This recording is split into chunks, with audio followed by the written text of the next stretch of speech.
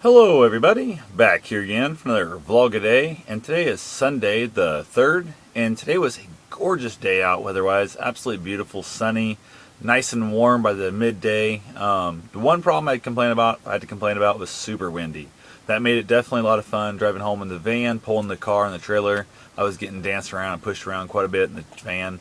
Handful of time it had a tailwind, which wasn't bad at all, and I turned back going east, and damn, it just kicked my butt. So definitely kind of brought my driving home a little bit slowed down, just 'cause I kept kind of dancing the van around quite a bit, and I kept feeling it shifting around and kind of trying to change lanes on me off and on.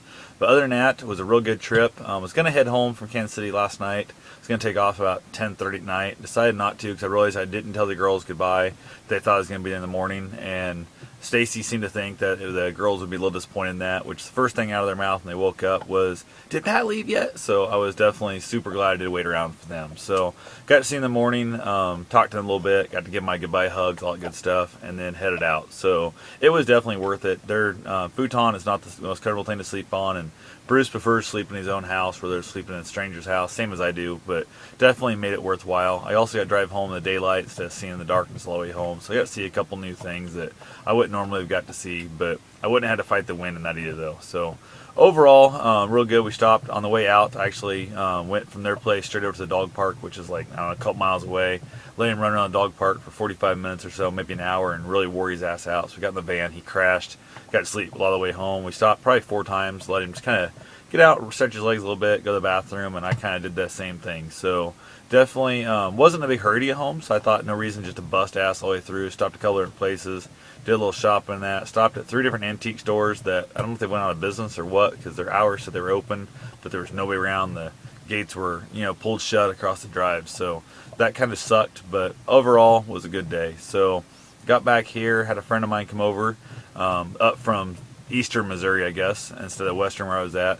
So it wasn't really any saving time in going to their place. They came here, hung out a little bit, ran down to the farm to kind of see how the auctioneer's doing, getting the farm ready. It still has quite a bit of work to do, unfortunately, but they got quite a bit done at the same time too. So I'm not seeing, it's one of those things like if I walked in the auction myself thinking I would take off and kind of make maybe I'd drop a few bids on a few items with people, but I would never stick around for the whole show. So definitely gonna be interesting to see how it goes. It'll be this coming Sunday.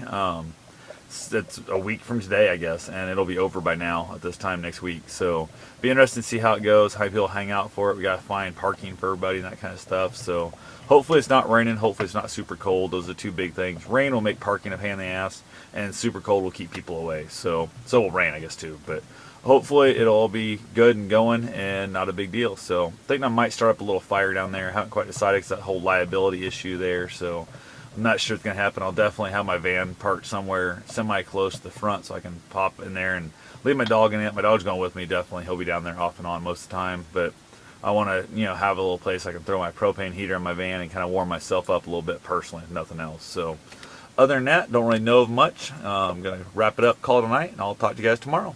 Have yourself a safe and wonderful day. Thanks for watching.